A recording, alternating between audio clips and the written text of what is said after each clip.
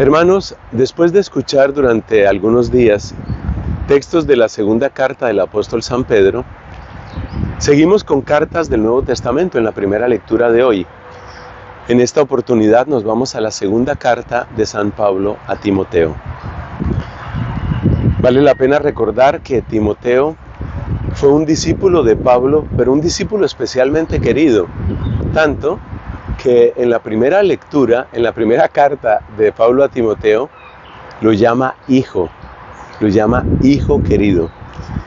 Él, Pablo, sentía que en Timoteo tenía como un hijo espiritual. Y esto dice muchísimo, porque esto nos habla de tres cosas. Nos habla de cómo Pablo veía que esa pasión que él tenía por el Evangelio y que era la razón de ser de toda su vida, estaba también en su discípulo, su hijo espiritual Timoteo. Es decir, lo veía así, apasionado por el Evangelio, lo veía fascinado por la misma causa que estaba en el corazón de Pablo, como un padre que se siente orgulloso de ver que su hijo está haciendo las cosas bien. En segundo lugar, el hecho de que Pablo vea a Timoteo como hijo, quiere decir que le entrega también su obra, como sucede muchas veces en las familias. ¿Cuántas veces el papá ha logrado, por ejemplo, crear una empresa y luego pasa esa empresa a los hijos? Pero aquí no se trata de cualquier empresa, se trata de la empresa del Evangelio. Es decir, Pablo siente que Timoteo es adecuado sucesor en esa obra del Evangelio, que que Timoteo está listo para asumir esa clase de responsabilidades.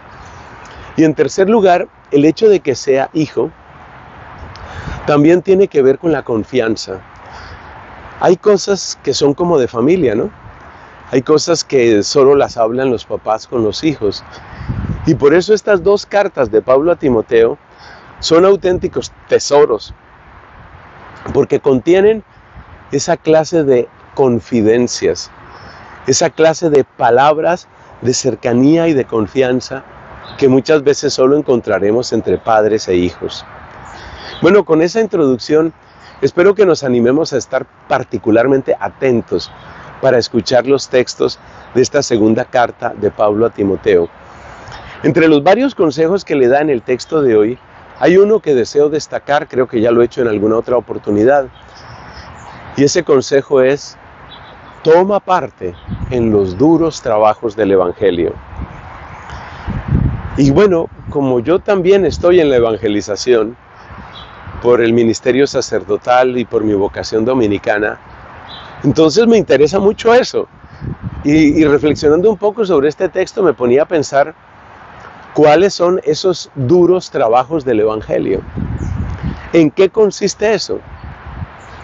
Lo más fácil, por supuesto, lo más inmediato, tal vez no lo más fácil, pero lo más inmediato es que recordemos aquí a los mártires.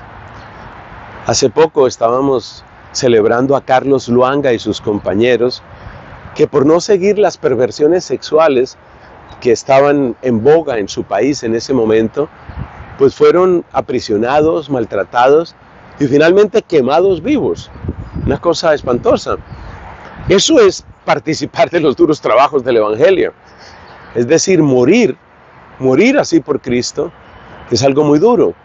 Y tenemos que recordar en este momento a tantos cristianos que están padeciendo persecución. No se nos olvide que en algunos de nuestros países en América tenemos el caso de gobiernos que han perseguido a los sacerdotes, a los obispos. Yo tengo que recordar aquí el caso de Monseñor Rolando Álvarez en Nicaragua, que fue encarcelado, que se le levantaron cargos, luego se le acusó, se le condenó para más de 20 años de prisión y finalmente, bueno, digamos que parece un poco menos grave, pero no deja de ser terrible, pues fue desterrado, fue sacado de su propio país, fue sacado de su diócesis, fue alejado de su rebaño. Esos son los duros trabajos del Evangelio. Ese es como un nivel, pero tengamos presente que todo el que quiera ser fiel a Dios va a tener que hacer parte de estos mismos maltratos, de distintas maneras.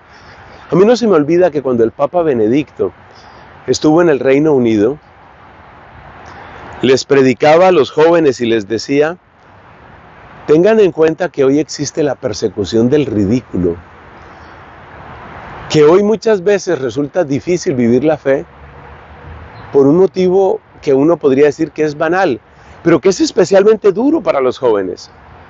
Cuando te vas quedando sin amigos, porque resulta que todos te ven como muy anticuado, te ven como la puritana del grupo, te ven como la mojigata o el mojigato. Cuando todo el mundo te empieza a decir que tú eres fanático, cuando nadie te invita, cuando se burlan de ti, cuando hablan mal de tu fe, cuando te das cuenta e incluso temes, para quienes tienen esa vocación, no voy a tener jamás un novio, no voy a tener jamás una novia, porque todo el mundo lo que quiere es, como decimos, cama. Lo único que quieren es sexo. Entonces un católico, una católica que tenga una convicción en estos temas afectivos, pues va a tener parte en los duros trabajos del Evangelio. Porque va a tener que preguntarse muchas veces: oye, ¿qué pasa conmigo? ¿Soy demasiado feo? ¿Soy demasiado fea? ¿Por qué nadie se interesa por mí? Y muchas veces lo único que está sucediendo es que tú estás queriendo vivir el Evangelio. Y el Evangelio no es amado por muchas personas. El Evangelio es rechazado por muchas personas. El Evangelio es detestado por muchas personas. Entonces los que detestan el Evangelio detestan a los que quieren o queremos vivir el Evangelio. Yo no quiero dármelas aquí de mártir de ninguna manera, pero la realidad es la que es. Y lo cierto del caso es que el que quiera vivir el Evangelio se va a enfrentar con esto que estamos diciendo. Hay exclusión, hay burla, hay segregación. Incluso en algunos casos hay pérdidas muy grandes. Y quiero citar solamente un ejemplo. Piensa en lo que sucedió también en el Reino Unido con el tema de las agencias de adopción, las agencias de adopción católicas. Básicamente lo que les dijo la corona británica fue: o ustedes admiten adopción por parte de parejas del mismo sexo, o les toca cerrar todo. Así de sencillo. Con lo que eso implica, no solamente en términos económicos o sociales, sino con lo que eso implica en términos de dolor del corazón por un servicio que se estaba prestando. Gracias a Dios, aquellas agencias católicas dijeron: nosotros no vamos a vender nuestra fe, nosotros no vamos a vender nuestras convicciones. Pero ¿qué les tocó hacer? Cerrar todo. Son los duros trabajos del Evangelio. Piénsalo. Yo doy aquí unos ejemplos, pero por favor piénsalo en tu contexto. Piénsalo en tu ambiente. Y solo llegarás a dos conclusiones. Si estoy tratando de vivir el Evangelio, eso tiene consecuencias. Y si me estoy apartando del Evangelio, pues entonces, ¿cuál es el precio que estoy pagando? Porque o le pago un precio al mundo por ser cristiano, o le pago un precio a la eternidad por dejar de serlo. Piénsalo y que Dios te ayude a tomar la mejor decisión. Amén.